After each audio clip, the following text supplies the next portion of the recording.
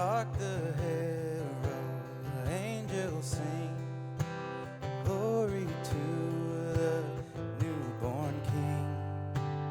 Peace on earth and mercy mild, God and sinners reconciled.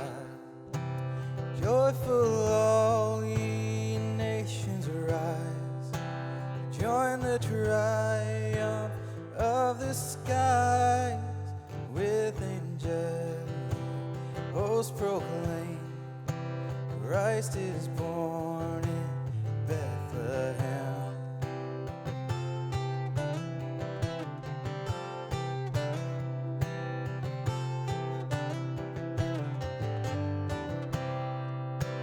Christ by highest heaven adored, Christ the everlasting Lord. Late in time, behold him come, offspring of a virgin's womb. Veiled in flesh, the Godhead see, hailed incarnate deity, pleased with us in flesh to dwell. Jesus our Emmanuel.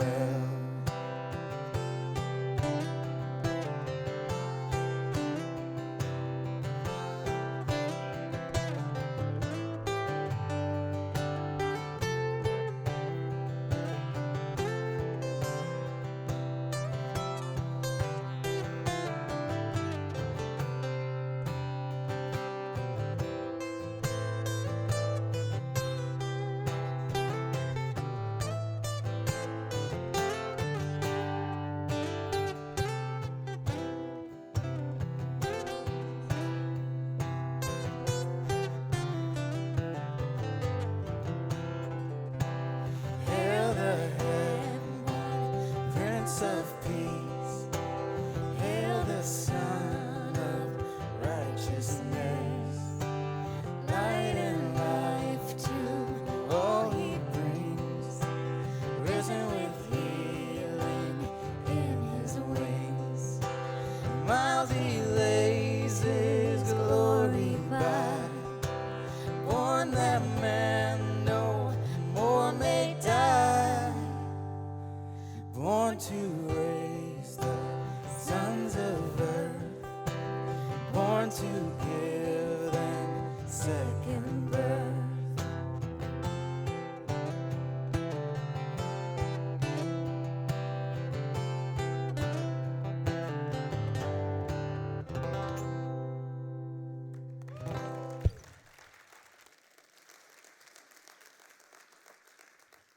Good afternoon, everyone. Man, we are so excited about Christmas time because there's so many cool things happening within our community, and I'd really love to share those things. But right before I do, I would love to introduce myself. My name is Aaron Jones. I'm the Worship Arts Director here at Clinton Township, and if this is your first time coming to Kensington, we just want to say welcome. We're so glad that you chose to come today, and hopefully this is a place that you can call home. Now, we do have a special gift for you out in the lobby. There's an area right in the center called the Hub, where there's people out there with name tags just waiting to meet you and give you a special gift to say thank you for joining us today. Now, some of those opportunities that I would love to share with you are some that we talked about a couple weeks ago, the first being 12 days of Move Out. Now, although those 12 days have come and gone, we understand that the object of Move Out is a posture of the heart. It's not just something that we do on a certain day. It's something that we do with our lives. And so I would just love to encourage you as we're going into this holiday season that you just keep in your mind, God, who are the people that I can go move out to and still be the hands and feet of Jesus? Who can I show the love that you showed me to through this holiday season? So please, if you need to step out into the lobby and talk about what those things are that you can still do to move out, we would love for you to join us in that movement. Now, believe it or not, next week is the beginning of our Christmas services starting next Sunday, and we put together a video to tell you a little bit more about it. Check it out. Putting the first astronaut on the moon, asking someone out on a date for the very first time, playing an intricate Bach concerto, and the birth of Jesus. What do all of these things have in common? One word: timing. I'm sure that the first three may make sense, but when it comes to the birth of Jesus, how does timing fit in? In the New Testament, one of Jesus' disciples, Luke, tells us about the birth of Jesus. He writes this: while they were there, the time came for the baby to be born, and she gave birth to her firstborn son. This year, for Christmas, we are focusing on the perfect timing of Christ's birth. Now, it may seem insignificant as you read the story, but did you ever stop to think, why did Jesus enter into the world when he did? Why didn't God choose an earlier time, or why not even 500 years from right now? Why that time in history almost 2,000 years ago? Believe it or not, in Bethlehem, on a very particular silent night, it was the perfect time. And not only was Jesus born at the right time, but he encountered a culture and a people at just the perfect time.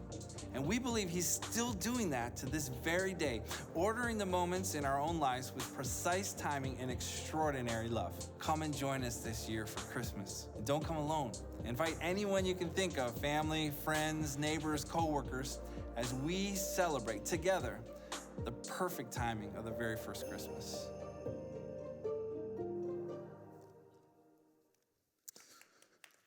Yeah.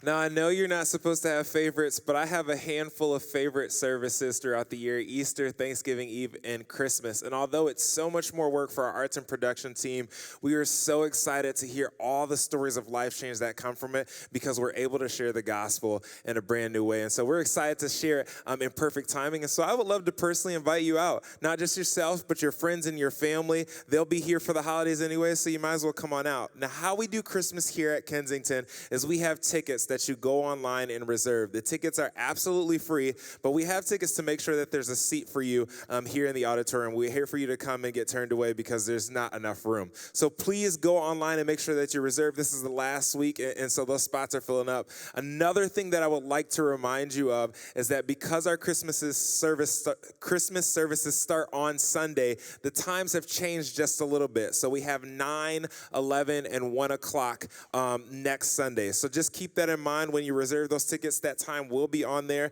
but next time the time for this service will start at 1.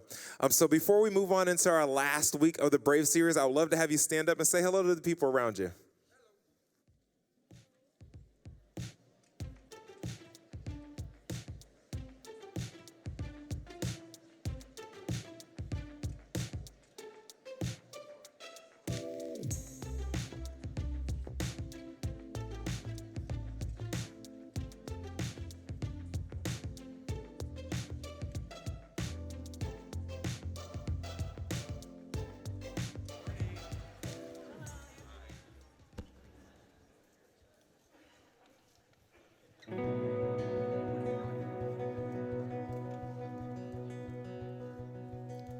I could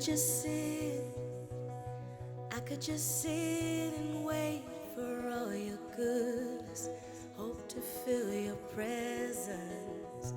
I could just stay right where I am and hope to feel something again.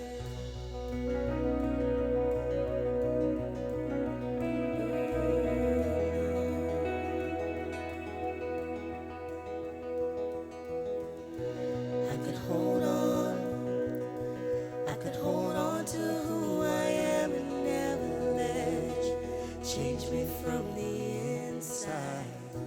I could be safe here in your arms and never leave, never let these walls down. You have called me higher, you have called me deeper, and I'll go where you will lead me, Lord. You have called me higher, you have called me deeper, and I'll go where you will lead me, Lord. You lead me. You lead me, Lord.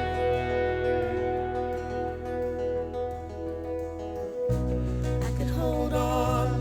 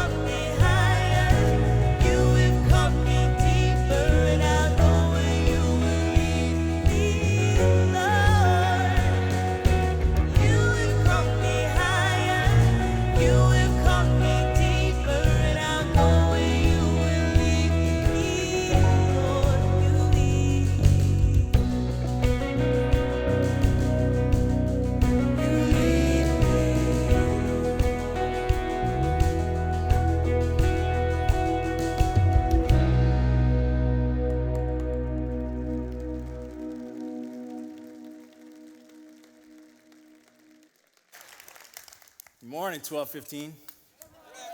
My favorite service. Just don't tell the other two. I feel like I'm cheating on them. Man, that song, I get to hear that 3 times now today, and every single time when their 2 voices come in together, it's like, oh, so good. I heard the song for the first time, I think 2 weeks ago. There's a line in there, I don't know if you caught it, but I think it's worth leaning into.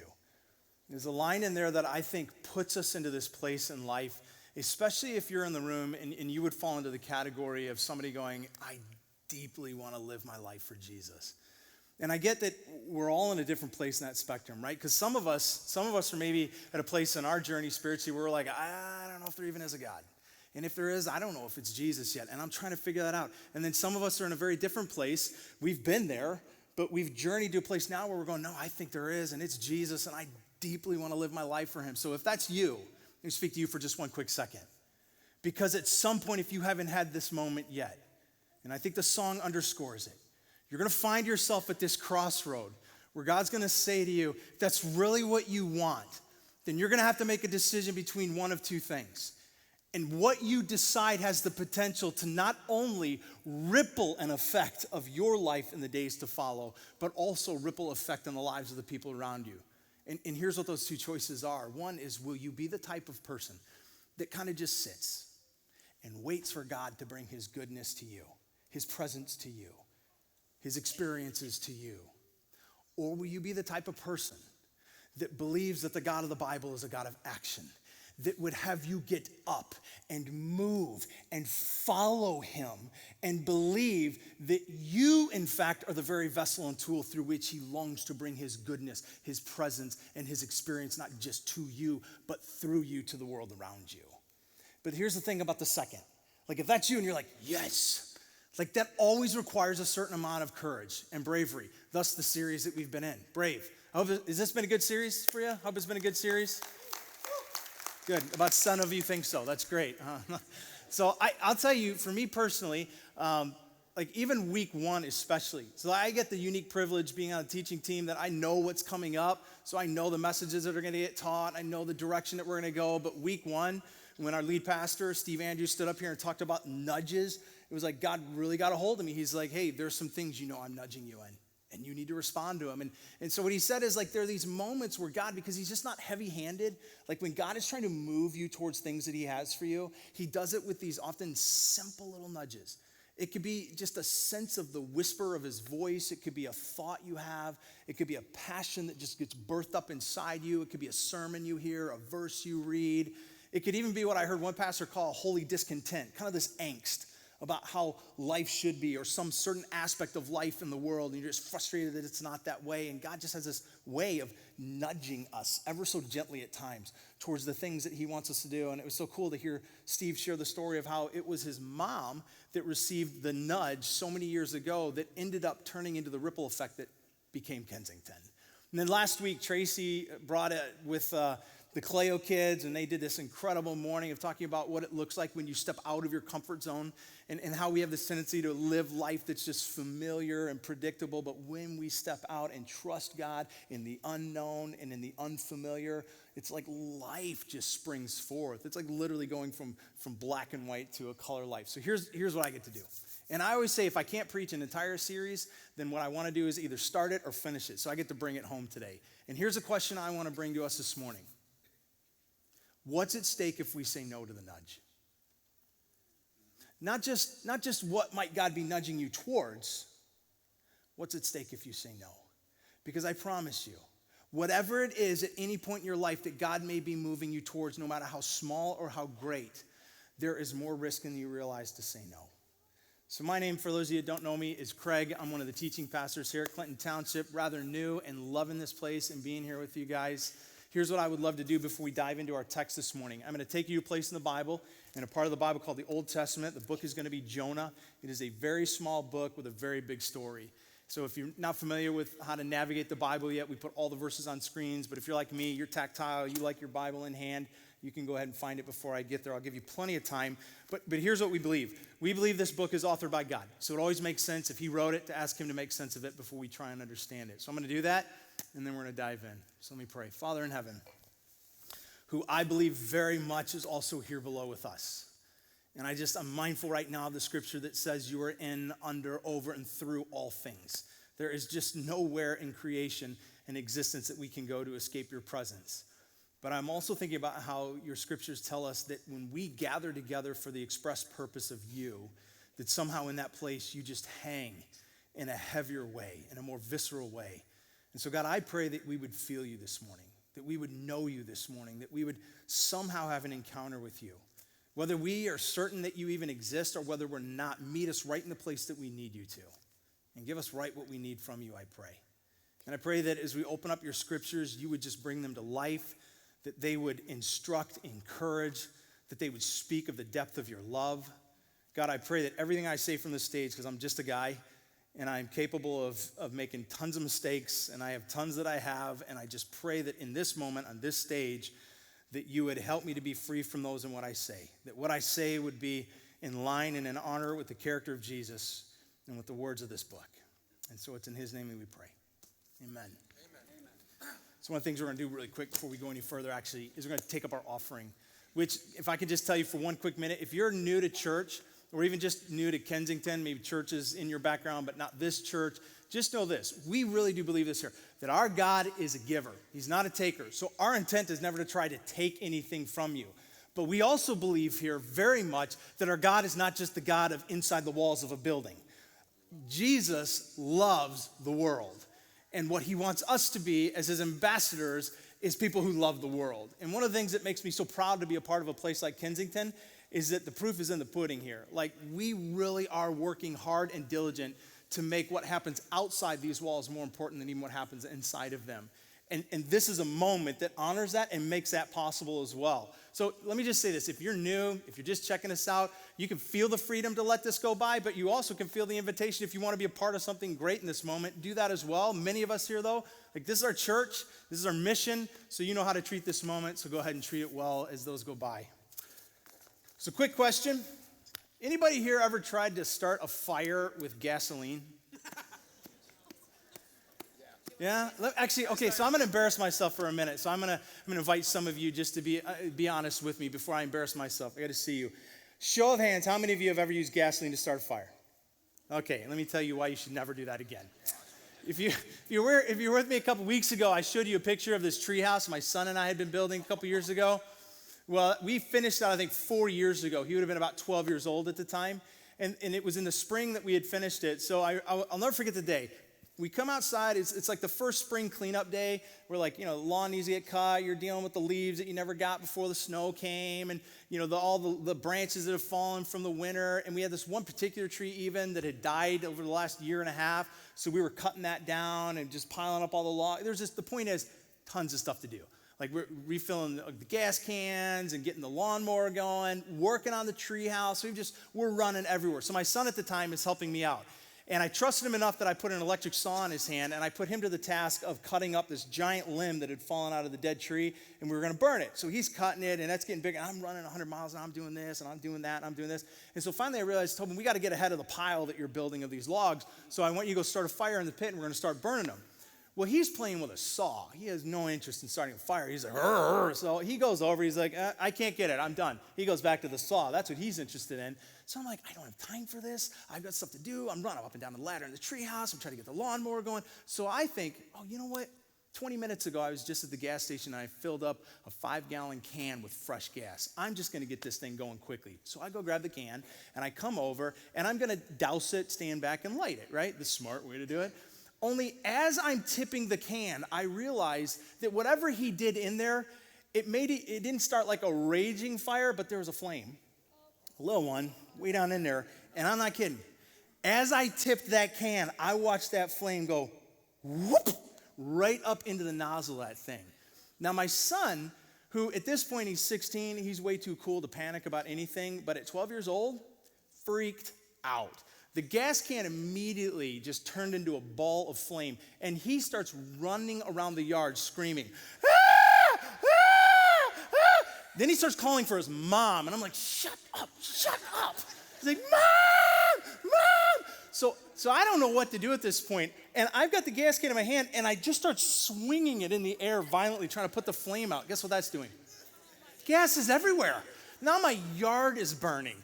So then I'm like, this is not working. So I don't know what I was thinking. I start smacking the end of it. I'm like, I'm going to put the flame out by smacking the end of it. And gas is going everywhere. It's burning everywhere. My son is freaking out. So I yell at him. I'm like, go get the hose. So he runs and grabs the hose and he comes running back to the hose. I squeeze it, nothing. Because there's a crack in the hose at the house and all the water's going there instead of here. So I run over there, I switch the hose out, I come back, grab the hose, I don't know why I did this. I grabbed the can, picked it back up and started blasting it, which is literally shooting the flame off of the can further into the grass. And then I have this moment as my son's standing here next to me screaming, I have this thought, this is a really bad idea to be holding this gas can right now. And I threw it, and I'm not kidding. No sooner did it hit the ground than that thing went boom and just exploded. Here's a picture. This is literally what it turned into. Whole thing just melted down into a bowl of gas eventually. So this is the scene. It's burning like crazy right now on the ground. I watch my neighbor, my poor old neighbor Fred from next door, comes running over, grabs his hose, runs to my fence. I've got a small chain link fence, starts to climb the fence. I'm like, Fred, what are you doing? He gets up and he goes to bring his foot over the fence to my side and put his toe in the chain link and slips. Right? And then he goes, oh, and goes right off the fence onto the ground. I'm like, this is not happening. Meanwhile, my wife comes running to the door. Now she's screaming at me, and in her screaming, she shouts to me, should I call the fire department? What does any good man say in that moment? No, do not call the fire department. So I run over to Fred, who he thinks I'm coming to help him. I just grabbed his hose. I'm like, sorry, Fred, need your hose. So I came back, and I'm double hosing this thing now. And Aaron Jones explained to me why this happened. But as I'm double hosing it, the oxygen in the water is making the flame actually get bigger. So now it's just raging. My son is still screaming. My neighbor needs groin surgery. My wife calls out to me again, should I call the fire department? And I don't know why this is what I thought in the moment, because I'm overwhelmed. Like, this is one of those moments right now where I'm like, I'm doubling down on every decision I'm making. I'm not asking for help. I'm not listening to the voices around me. But there's a clear moment where I know, like, I'm in over my head. So I look at her and I go, Google it. Google how to put out a gas fire. And I don't know why she did, but she did. She runs back inside, and then she comes back out, she's like, I can't find anything on Google. I was like, I don't know what to do. And it's just this nightmare scene, and then all of a sudden I hear, because my neighbor's wife had already called the fire department. I'm like, unbelievable. So we end up getting the whole thing put out, and we extinguish it, and the guy comes in the yard, he's got an extinguisher, and he goes, oh my God, this makes me feel, I'm like, so I look at him, I go, I'm sorry, man, I know I wasted your time as a whole trip. You guys have to deal with this probably all the time, right? And he goes, oh, a lot. You're the first this year. I'm like, yeah, thanks. So then here's what's crazy. So I tell a friend of mine about this whole story a couple days after it happened. And he looks at me, he goes, oh my gosh, Craig. He goes, I never told you the story of a friend of mine just a few years ago. He had a gas grill, and he was trying to get the flame going, and it wasn't going for some reason. Or not gas grill, charcoal grill. It wasn't going very good. So he took a little thing of gas, and he dumped it on there, and it blew back into his face. And he got third-degree burns on his chest and on his face. And it put him in the hospital. He got an infection, and he died a couple weeks later. And I was like, what? And all I could think when he shared that was, what if I would have just continued to double down on my decisions and not listened eventually to the voices around me? What if I hadn't moved away from that gas can? Because it wouldn't have just been me when it blew. It would have been my son right next to me as well.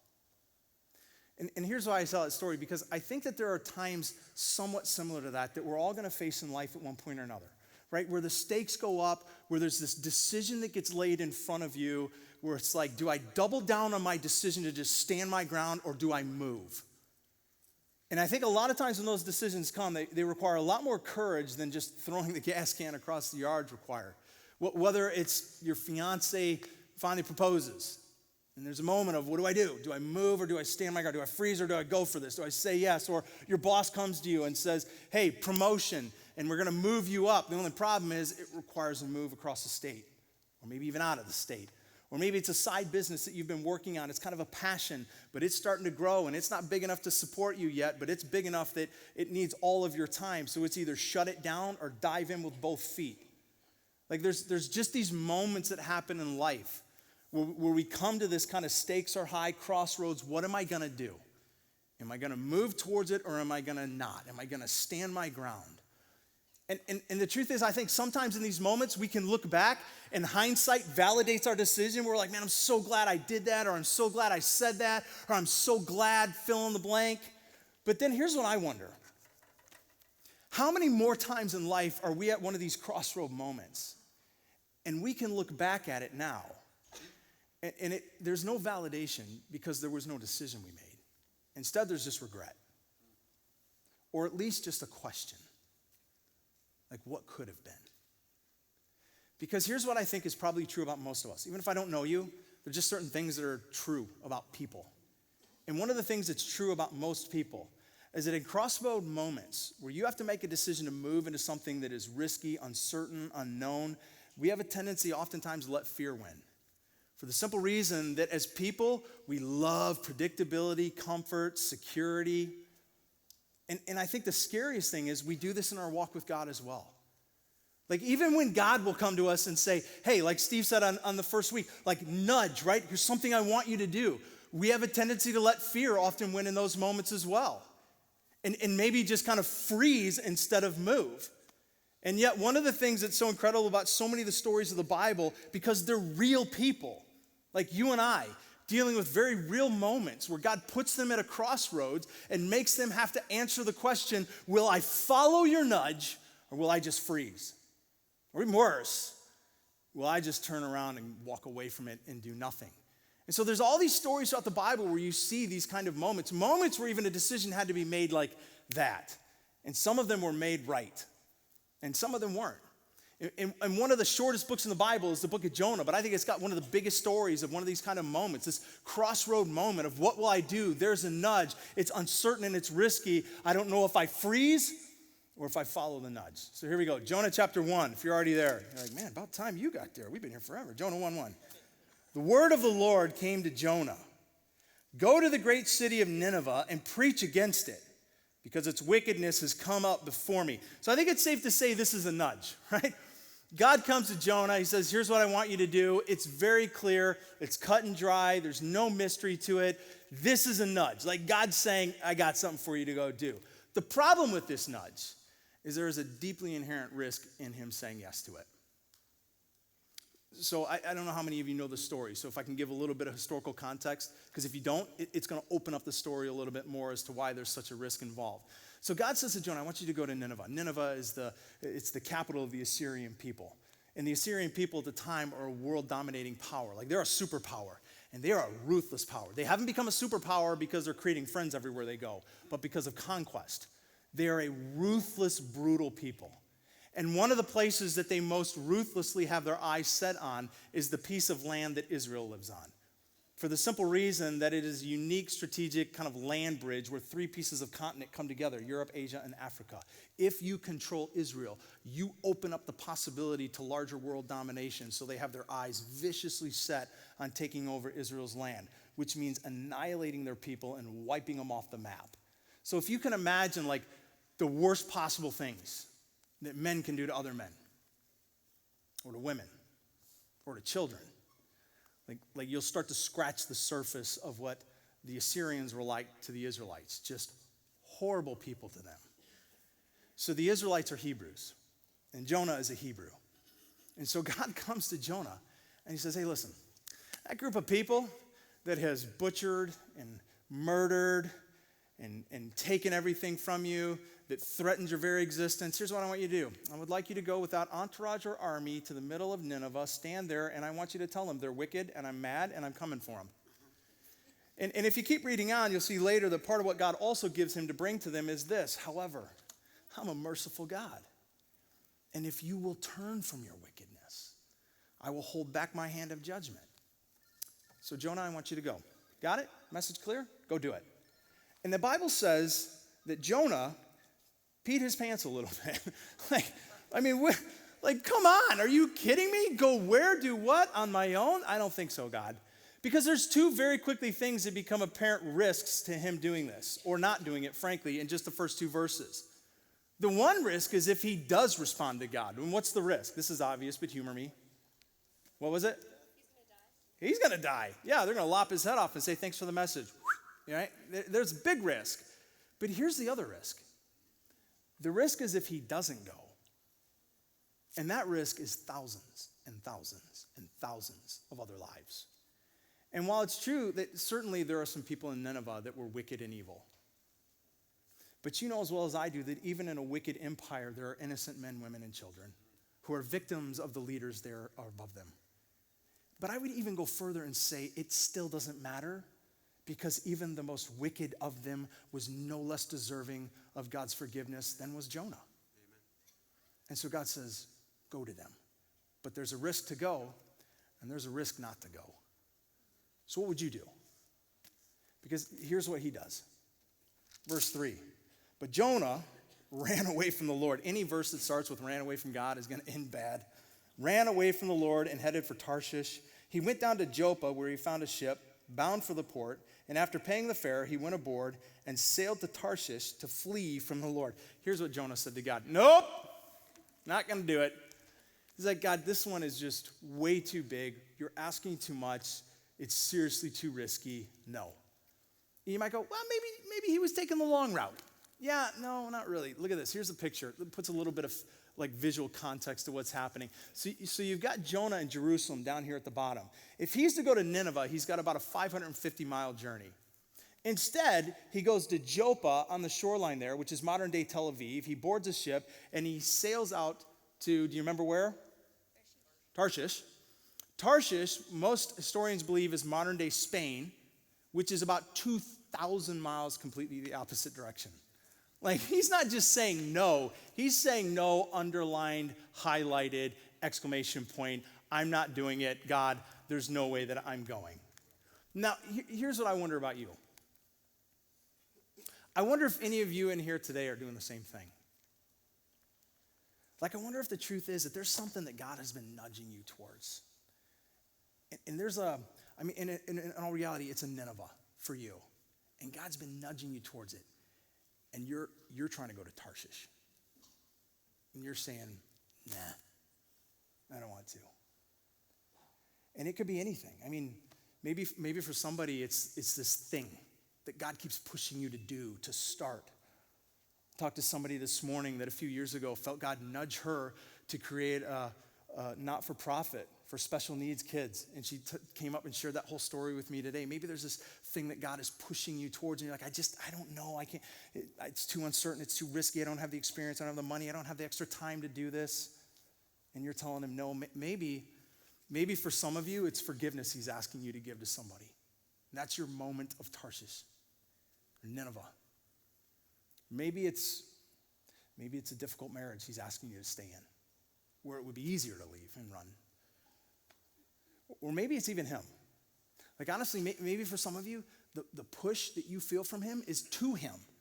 Like, maybe you wouldn't consider yourself really a religious person or a church person or a follower of Jesus. You're like, I don't know, I've just got too many questions. There's too much that doesn't make sense. But there's something that you feel. But instead of leaning into that and doing something with it, you're like, there's too much I don't get. And maybe the push for you is he's just trying to push you to himself. And I just wonder if for some of us, we don't find ourselves in a similar place in life as Jonah was. And here's the thing. When you run from God in something he's trying to nudge you towards, here's the reality. Most people will never know that you're doing it. Like, most people will never know that you're running. Because even right now, there's a good chance that there's somebody listening to my voice right now, and you're doubling down. You're like, dude, you don't know me. You don't know what you're talking about. I'm just going to stand my ground. And I don't know that. And nobody around you knows that. But there's a good chance that there is something and someone here, and you're pushing back on something God is pushing into you. And nobody will know. But here's the thing. It doesn't matter if nobody else knows. And it doesn't matter how much you say no to God. And it doesn't matter how far you run from what he's asking you to do. Wherever you go, guess what? There he is. And I have found in my own life that the risk of saying no to God will always be greater than the risk of saying yes. Here's what happens for Jonah as a result of his no. And then the Lord sent a great wind on the sea, and such a violent storm arose that the ship threatened to break apart. And all the sailors were afraid, and each cried in his own voice to God. And they threw the cargo into the sea and lightened the ship. But Jonah had gone below deck, where he lay down and fell asleep, into a deep sleep, it even says. You know, the first thing that's at stake as a result of Jonah saying no to God and to the nudge that God was pushing on him, the first thing at stake was the lives of these sailors. Here's what you'll never probably know. When you go the opposite direction, when God says Nineveh and you go Tarshish, I promise you it will create a ripple effect around you that you may never even realize. One of the biggest lies we have come to believe in our culture is as long as I don't overtly hurt somebody else, my decisions won't affect anybody else. That is not true. Especially when God is nudging you towards something. Because all of God's nudges are for goodness and love and life, both to you and through you. And so I'm telling you, when you say no to God, it will create a shrapnel effect around you, and it will negatively and adversely impact the people around you. Just like with Jonah. He says no, and all these men are threatened. So they freak out, because here's what they do know. This storm's not normal. This is not a regular storm. Something's going on. So they fall to their religious beliefs and a little bit of superstition, mix it all together, and they cast lots. Guess where the lot coincidentally falls? On Jonah.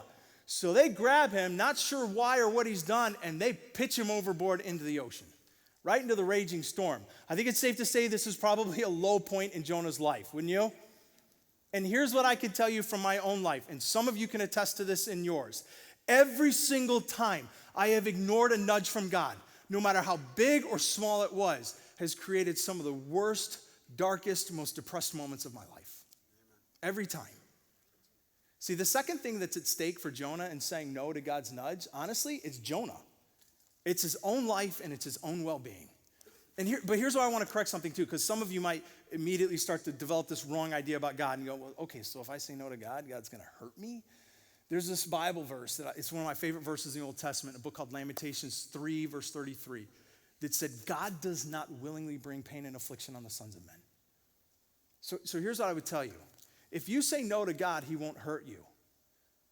But hurt will always be the product of saying no to God. You just can't avoid it. If it is true that God is who he says he is, love, goodness, mercy, life, and then to say no to what he longs to do in you and through you, I'm telling you, the effect will always be pain. But Jonah stands his ground, doubles down on this one, says, nope, I'm not moving. At the risk of the lives of these men and at the risk of his own life. Like he just digs in. It's like, God, you know this is the Assyrian people. These are wicked people. They're evil people. They're getting what's coming to them. Like seriously, they made this bed. They're going to sleep in it. It's like his heart and his posture is, listen, I love that you care about me, but there's just certain places and certain people I'm not taking that love to. So I'm not doing it. And again, God's not heavy-handed. He's not going to force us into anything. And so God's message back to Jonah is, okay, Jonah, meet Moby Dick. So verse 17 of the same passage we've been in goes this way. Now the Lord provided a huge fish to swallow Jonah, and Jonah was in the belly of the fish for 3 days and 3 nights. And in the belly of the fish, he starts to do what you and I do when life kind of starts to stink and fall apart a little bit. He starts to pray finally. And this is what it says. Inside the fish, he said, in my distress, I called to the Lord, and he answered me. From deep in the realm of the dead, I called for help, and you listened to my cry. Here's what I love about Jesus. It's what makes him both kind of scandalous and completely beautiful. Is it doesn't matter how far away you run from him, how much you say no to him. It doesn't even matter how much carnage you create in the wake of your run. Listen to me. The millisecond you cry out to him, he will come to you. He will respond to you. He will rescue you. He will save you. He will take your feet and put them on dry, flat ground. Because that's what he does. And that's what he did here. That's what he does with Jonah.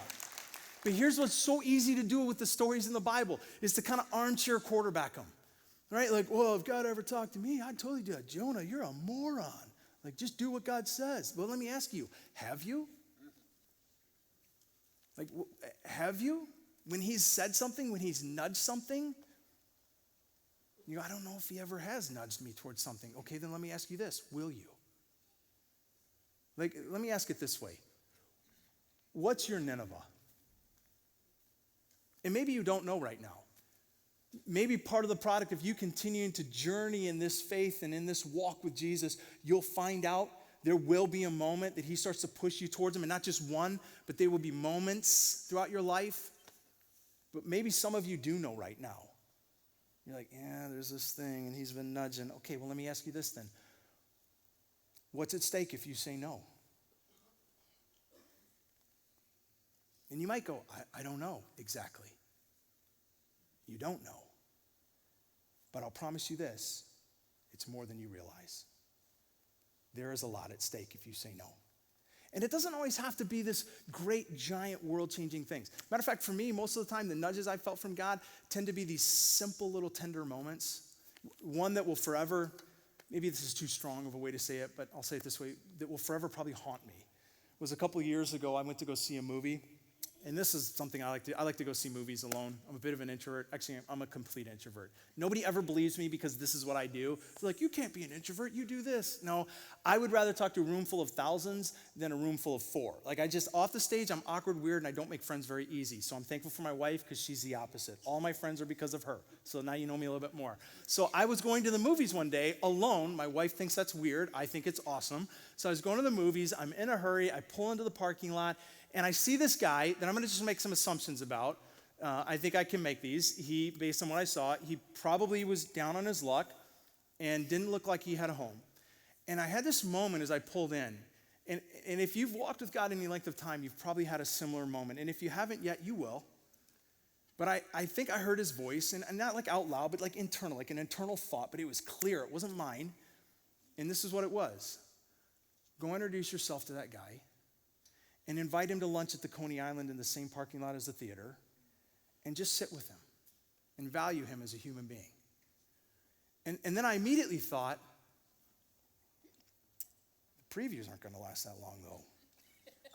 And so I started having this conversation with God. I'm like, God, it's my day off. I deserve a break. I deserve some rest. And so then I make a deal with him. And it never goes good when you make a deal with God. And I go, all right, here, God, here's the deal. If he's still there when I come out, I'll do everything you said. All right, are we good? All right. So I went and saw my movie. And I came out, and I never saw him again. And I don't know what would have happened. I may have gone up and invited him to lunch, and he would have turned me down, or maybe he would have accepted, and we would have sat there and had horrible conversation, or maybe something glorious would have happened. The problem is I'll never know. And I'll always have this thing I have to live with. That's at least one example of a time where I knew that God was nudging me towards something. God said Nineveh, and I went to Tarshish. And I'll never know what would have happened otherwise. See, the third and the final thing that's at stake for Jonah in saying no is an entire town of people. Nineveh is about 120,000 men, women, and children. And all of their lives hang in this moment of Jonah responding to the nudge of God to go there. Here's what happens next as he responds. Verse 3, chapter 3, verse 1. That's my dyslexia, forgive it. Then the word of the Lord came to Jonah a second time. Go to the great city of Nineveh and proclaim to it the message I give you. So this is great. So God has him spit up onto the shore by the fish, and he comes to him, and he gives him the same message he already got. Like, that's important for some of us to hear today. Because some of us have said no to a nudge that God has given us, but now we're still wanting God to say other things to us. And you know what? When God says something that you say no to and that you ignore, guess what he has to say next? Same thing. So I love it because he comes back and he's like, all right, God, I'm ready to listen. And God's like, all right, I got something to say. Same thing I already said. Just do that. And then we can talk about other things. So thankfully this time he responds and he does it. And watch this. Here's what happens. When Jonah's warning reached the king of Nineveh, he rose from his throne, took off his royal robes, covered himself with sackcloth, and sat down in the dust. And this is the proclamation that he issued to Nineveh. By the decree of the king and the nobles, do not let the people or the animals, the herds or the flocks taste anything. Do not let them eat or drink, but let people and animals be covered with sackcloth. Let everyone call urgently on God, and let them give up their evil ways and their violence. For who knows, God may yet relent and with compassion turn from his fierce anger so that we will not perish. And when God saw what they did and how they turned from their evil ways, he relented. And he did not bring on them the destruction that he had threatened. I love this. Like, they're so legit and serious that they even make the animals fast. Hey, you got a dog? He ain't eating. Like, nobody eats. We're fasting. We're going to God. And God relents. The whole city turns. Now, here's what's incredible. It's 2,700 years ago. To this very day, there are still Christian men and women from Iraq that can trace their spiritual heritage all the way back to that decision. That's incredible. Never underestimate the power of what God has in store or the consequences of us ignoring the nudge. So much is at stake. Last story. A couple years ago at the church that I came from, there was a woman there who'd been wanting to invite her father to come to church. And she'd done this before in the past, like, come to church with me. And it was always not quite hostile, but just shy of, like, he just wasn't interested. He didn't want to go to church, didn't want anything to do with it. And she would invite him. So finally she kind of gave up. But there was this one Christmas a few years ago where she just felt like the nudge. Like, I think God really wants me to invite him. This was her Nineveh for the moment. And I remember talking to her about it. She's even like, you know what he's going to say? It's going to be no, and he's going to get mad, and then I'm going to be disappointed. But she just kept feeling it. And so finally she did. She went and she made the invitation. And he said yes, which he'd never said before. And so he comes to the service. He has an incredible experience. Wasn't what he expected at all. It's like this supernatural moment. I know this doesn't happen for everybody, but for him, it was like this moment where all this stuff just faded away that he had kind of kept as his resistance. Enough of what he didn't understand made sense in that moment, and he just gave his life to Jesus that day. Just surrendered himself. And like our whole staff, everybody was like, just like celebrating all week long. I think it was 3 days later, he died of a massive heart attack in his living room. And so there's this really weird moment that this family is then stuck in. Where on this one hand, deep, deep sense of loss. And yet, this unbelievable abiding hope. That listen, they wouldn't have had she not responded to that nudge. Never underestimate. When God nudges, what's on the other side of that if you say yes? And what might be on the other side of it if you say no? One of the coolest things that God has allowed us to be a part of as a church here at Kensington is being partnered with so many different movements all around the world right now. And one of my favorite that I've just learned about in the last really couple of weeks that I've been here is a partnership in Brazil. It's one of our official global partners and some tremendous friends. The short version of the story, and you'll hear more of the personal story in a minute, is if you don't know this, Kensington was started by Steve Andrews in 1990. In 1995 at Troy High School, Ricardo from Brazil shows up to one of the services, and there's this nudging that begins to happen in him. And as a result of what God was working in him and the nudge he was pushing him towards, he moves himself back to Brazil, where he starts a church in a community that is one of the most violent, gang-ridden, and mafia cartel-controlled communities in Brazil. But because he responded to that nudge and ran to Nineveh instead of to Joppa, God did something unbelievable. Check it out.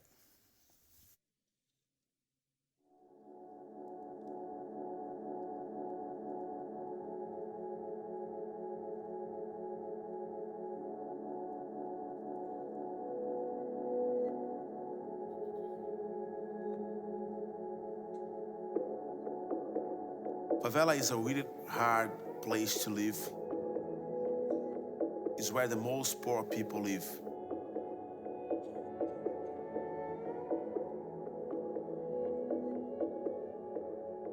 This place is commanded by the drug dealers, the traffic, the cartel, and there is so much stuff that happens in the favela, you won't believe it. There is some kids with 8, 9, 10, 11 years old. They sell drugs inside of the favelas. Some of them will have a dream to become a drug dealer, because for them, to become a drug dealer is have power, is have success. Avião, se chama aviãozinho, né? É de buscar, de levar, de mandar recado. Eu acho que começa muito de cedo, assim, começa pelo aliciamento, né? Tem muitos que gostam muito de aliciar as meninas. Então as meninas de pequenas já são mais aliciadas, começam mais por biscoito, em troca. Então elas são deixadas ser tocadas de uma forma má. The favela is an extreme danger place. You cannot mess with the cartel, with the drug dealers. Even the police, they have to be authorized to go inside the favela. And for instance, some people, if you're stealing something in the favela, you're probably gonna have in trouble. There is this guy that they break his hand. He's almost died because he's stealing something from inside the favela.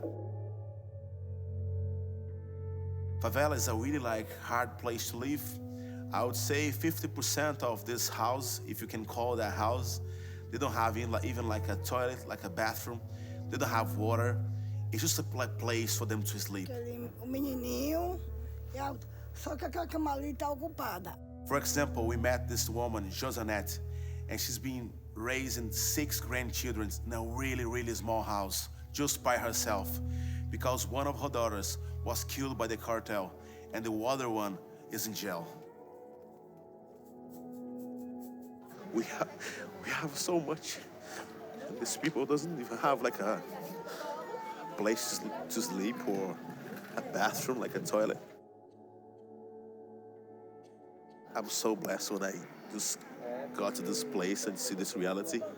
It just make me think we have to do some stuff. We can do some stuff, you know?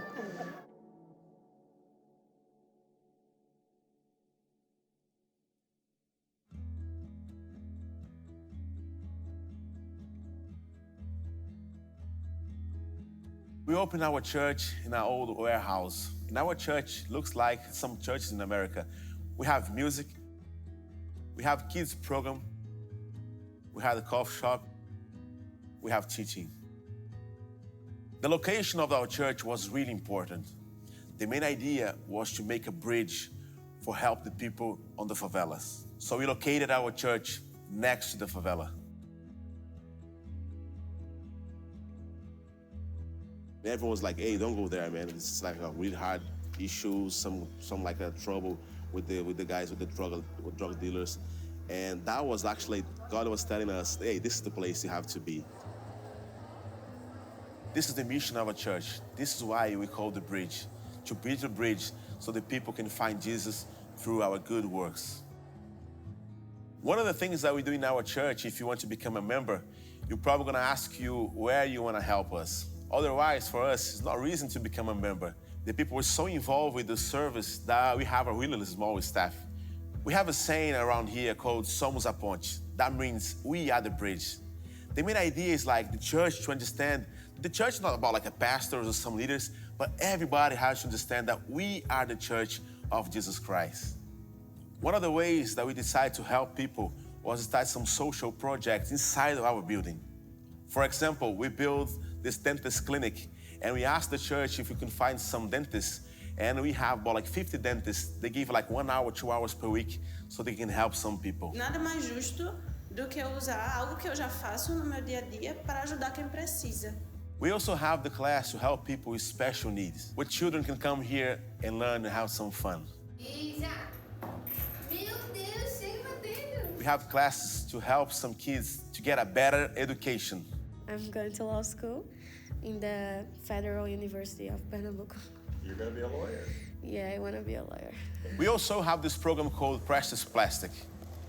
We asked the church to bring some stuff they actually didn't use anymore, and we transform that.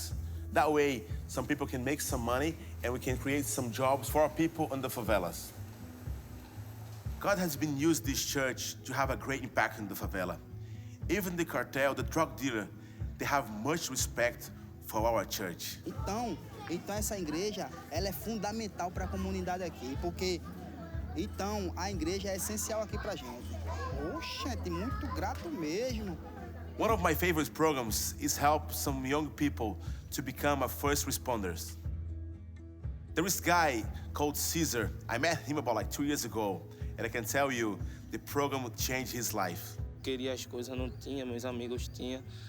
Aí foi quando eu descobri como é que eles arrumavam dinheiro e tal. Aí fui olhando e também eu entrei, comecei a fazer também. Horrível, a experiência foi horrível, porque é uma pequena parte do inferno lá dentro, né? Apesar que só tinha...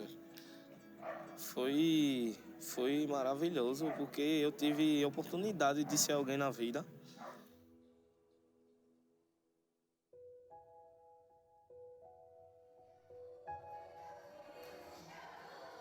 We also have this program called Imagine. The main idea of this program is helping some people to dream about a better life. We have Jiu-Jitsu to help some boys to learn some martial arts. We have the ballet that helps some girls from the favelas learn how to dance. Elas, assim, se enxergarem no espelho, olhar o próprio corpo, aceitar que a sua forma física é diferente, que todo mundo é diferente. Historicamente falando, o balé é algo de rico, que as meninas da favela elas não têm acesso.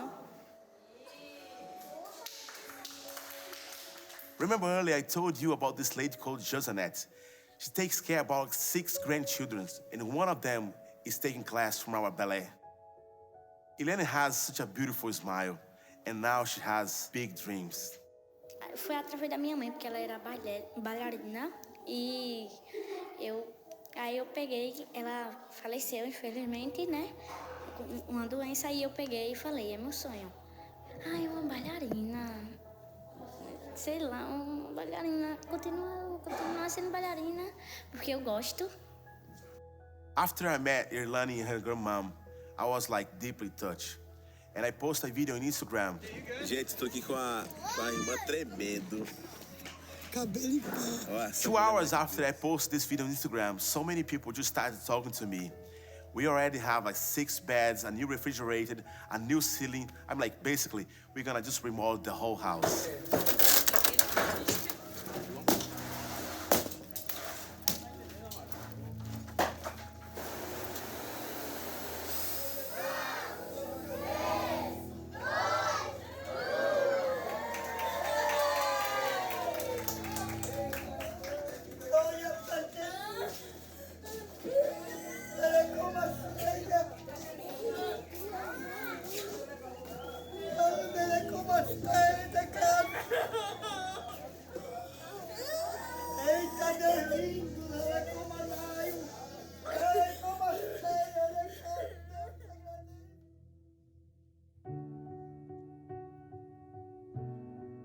When I was a boy, just like every Brazilian boy, I would love a dream to become a soccer player. But God has another plans for my life. And I became a pastor. And I am the happiest person on the whole planet. I can tell you that. One of the things that makes my heart like so happy is to understand that we are working for something that is eternal.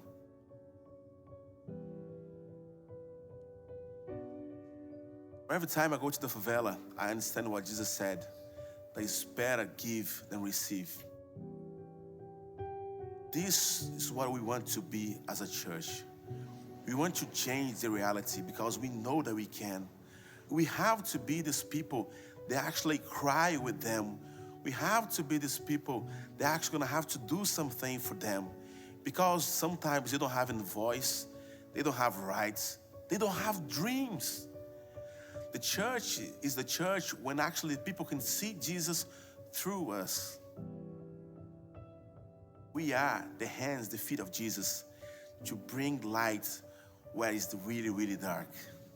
We want to spread the gospel. We want to be the bridge. We want to make a path. We want to help people to find the way to God.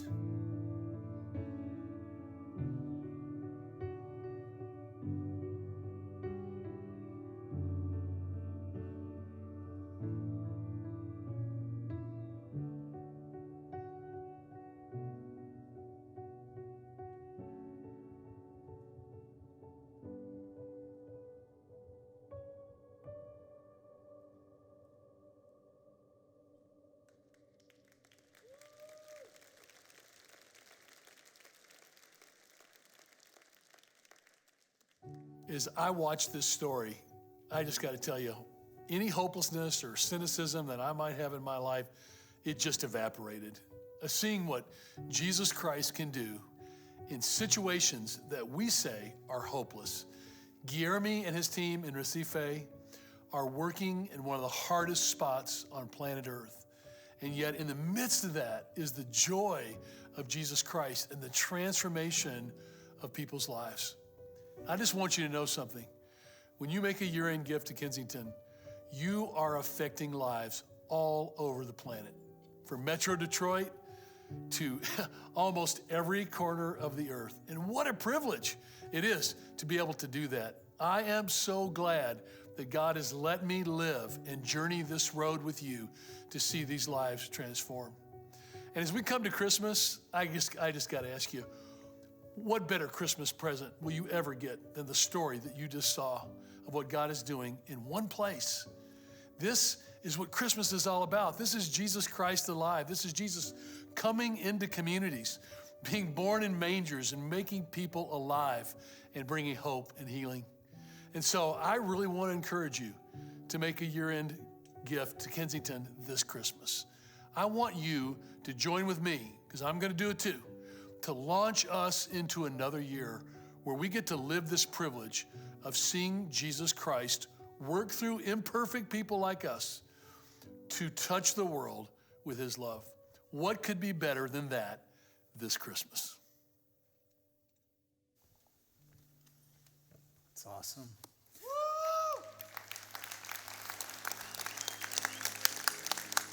So I could bottle up your excitement, drink it every now and then. I heard a pastor at a church once, when they asked for money, his explanation was because these lights don't pay for themselves.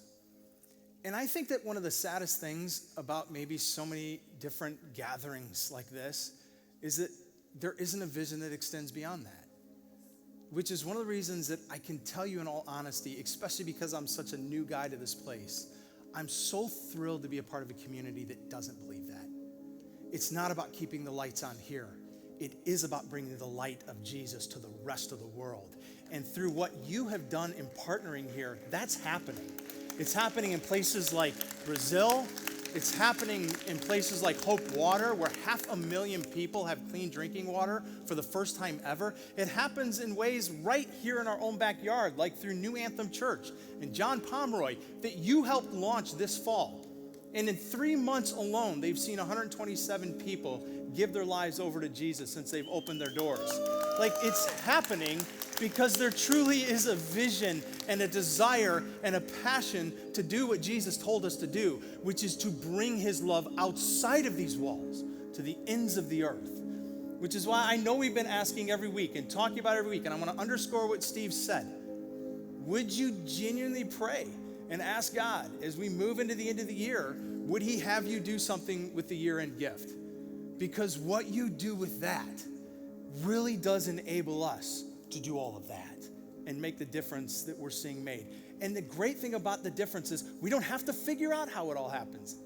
Like Ricardo didn't have to figure out Brazil. Here's the only thing he had to figure out. Is God nudging me? Then my answer is yes.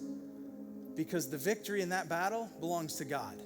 Our only job is to respond to the nudge.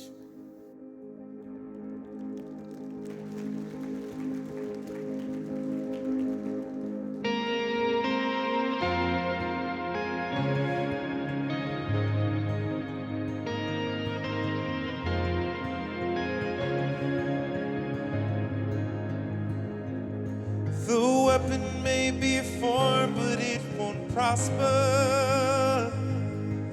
'Cause when the darkness falls, it won't prevail. 'Cause the God I serve knows only how to triumph.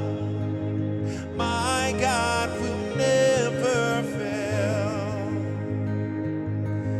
My God will never fail. I'm gonna see a victory. I'm gonna see a victory for the battle. For the battle belongs to you, Lord. I'm gonna see a victory. Yeah. I'm gonna see a victory. For the battle belongs to you, Lord.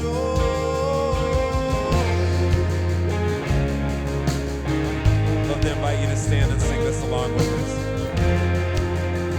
Sing this power in the mighty name of Jesus.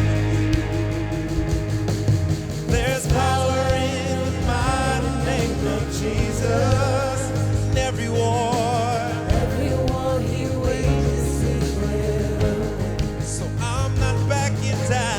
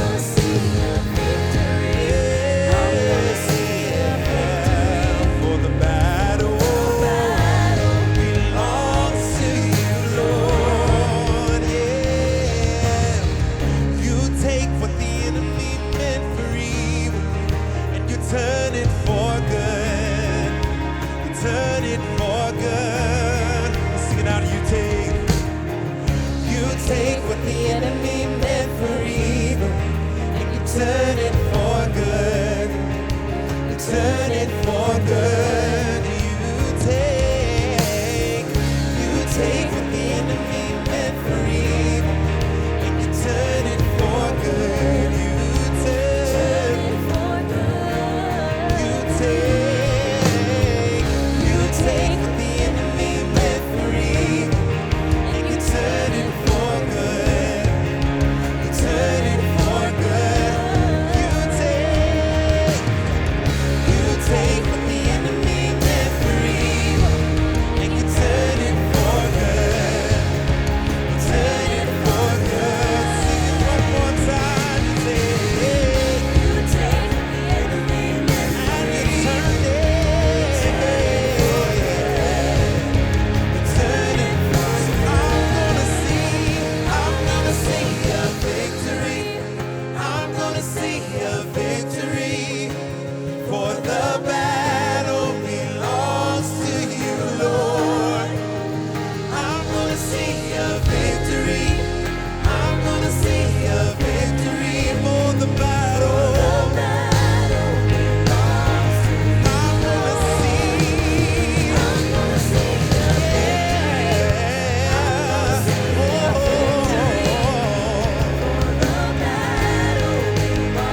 You're our great defender, our great warrior, our great king. So we're gonna see it. For the battle belongs to you.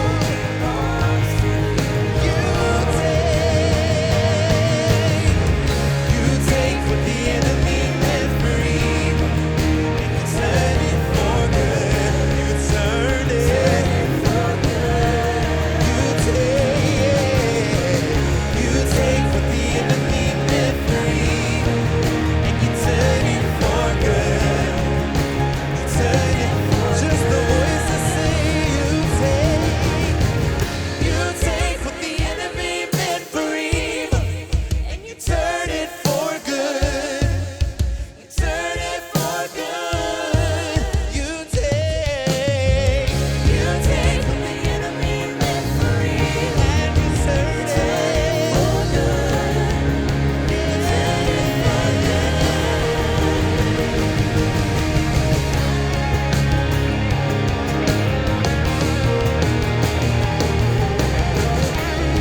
You turn it for my good. You're working everything out for me.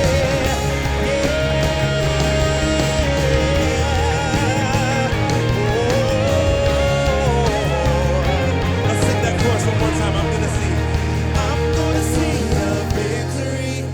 I'm gonna see a victory. For the battle belongs to you, Lord.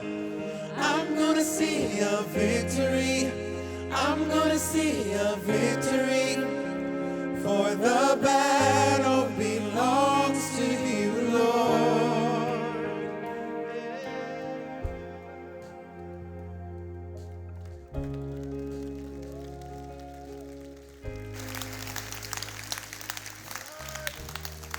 So here's the last challenge I want to give you as you walk out of here today. Either today or if it happens later today or in the days to come, if you start to feel what you don't know how else to describe, but a nudge, like lean into it.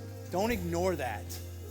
If it's a thought or if it's a feeling, even if you have no idea what the end of it is or what it's about or what it's leading you towards, that's how God moves. That's how he pushes, he nudges. Like when you feel that, don't ignore it. Because you never know what's at stake if you ignore what God nudges you towards. Guys, a couple things to remind you as you walk out of here. Next week, service times have changed on Sunday, 9, 11, and 1. Don't forget that. Don't forget your free tickets either, just because there's going to be so many people coming through the doors. We want to make sure that there's seats for everybody, so get those tickets. And the last thing is there is a team of people that are going to be up front for one reason alone, because they care about you. And we realize that sometimes on a Sunday morning, just taking it and then running out, that's not helpful. You need a moment to sit in it, to sit with it, and to sit with somebody in it. So if we can pray for you, or pray with you, or just listen to you, that's what they're going to be here to do. So let us do that. Let us serve you in that way. To the rest of you and to all of you, thanks so much for joining us this morning. Make sure next week to be here with us. Christmas is going to be incredible. You are loved, and we'll see you next Sunday.